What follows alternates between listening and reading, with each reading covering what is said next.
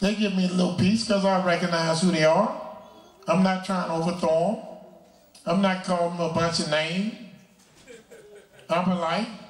They stop me. What did I do? Officer, you want to give me a ticket? Oh, thank you, sir. You and your family have a good evening here. Tell them I said hi. That's what it matters. They not leaving. They just looking at me like I'm crazy. They gave me a ticket and I'm telling them to tell everybody hello.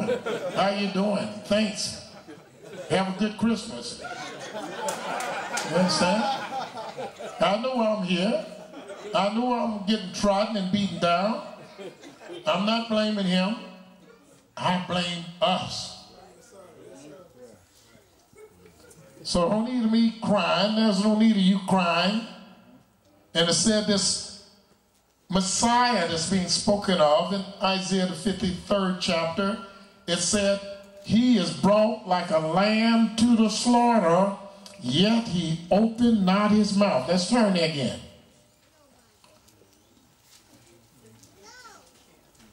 It says in verse 7, he was oppressed. He was oppressed. And he was afflicted. And he was afflicted. Yet he opened not his mouth. And yet he opened not his mouth.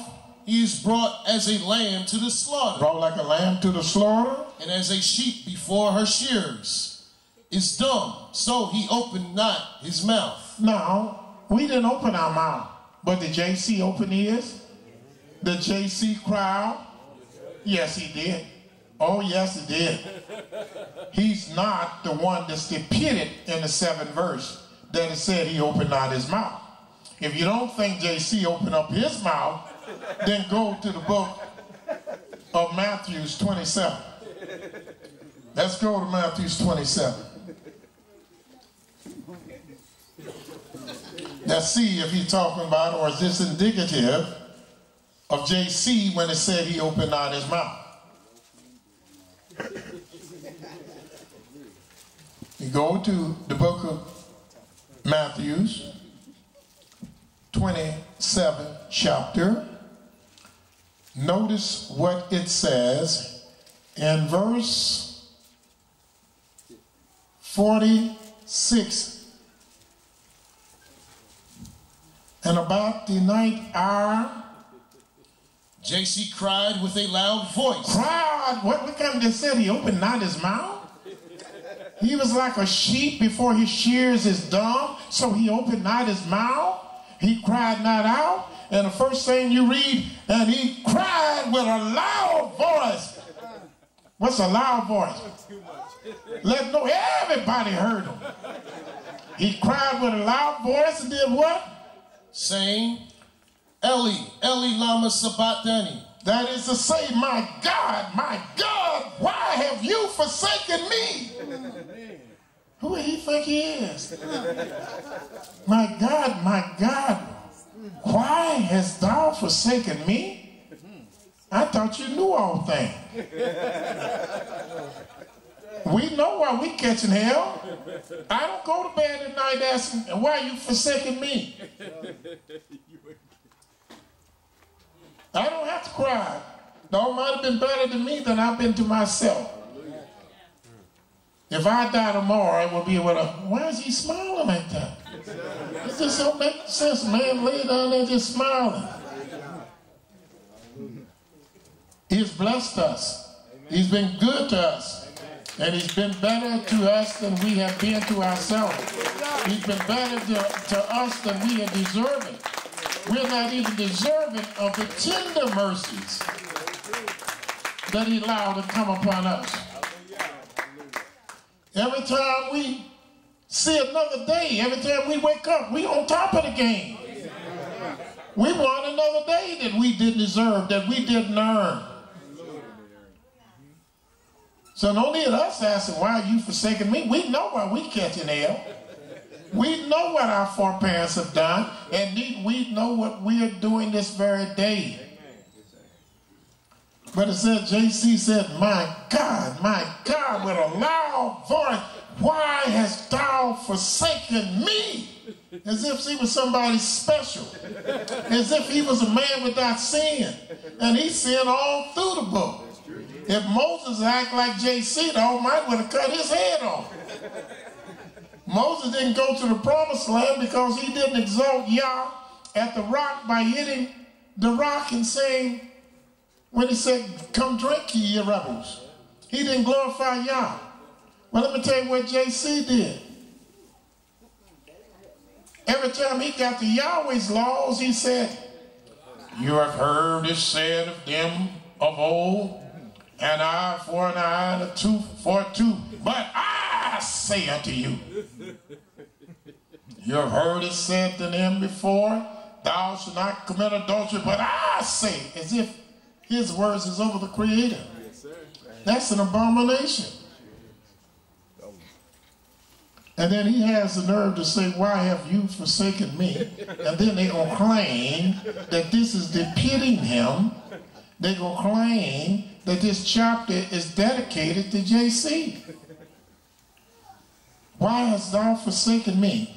Not only did he accuse the Father of forsaking him, but he had the audacity to claim the Father had done wickedly and had committed a great sin by not delivering him.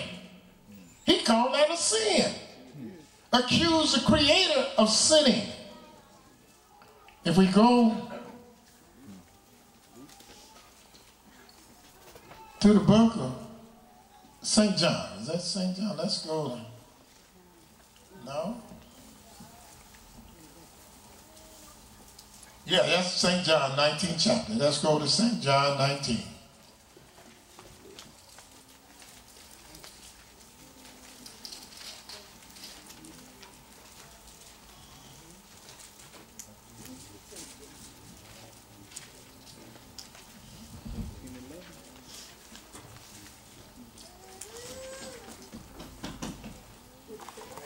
John, the 19th chapter. We're going to start reading at verse 9, and look what JC had the audacity to do, and then they're going to claim that it is him spoken of in the 7th verse. Let's read the 9th verse. And went again into the judgment hall, and saith unto JC. No, let's go to the 10th verse. Let's go to the 8th verse. And Pilate therefore heard the saying, he was more afraid. And he went again into the judgment hall and said unto JC, whence art thou? But JC gave him no answer. Then said Pilate unto him, speakest thou not unto me? You're not going to speak to me? Knowest thou not that I have the power to crucify thee? And I'm the one that got the power to release thee. JC answered, thou could have no power at all against me, except it were given thee from above. Therefore he that delivered me unto thee has the greater sin. Good gracious almighty. He just said there's no power you can have except the power from above.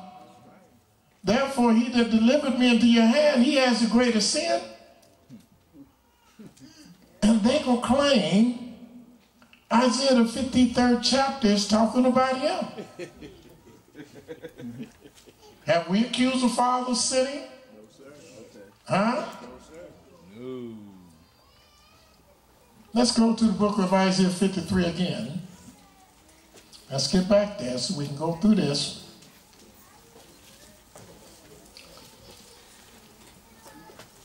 Let me know what time we have, how much time I got to go, so I know.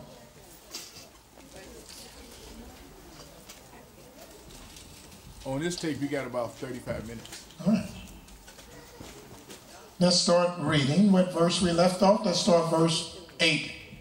8 and 9, read. He was taken from prison and from judgment. And who shall declare his generation? For he was cut off out of the land of the living. For the transgression of my people was he stricken.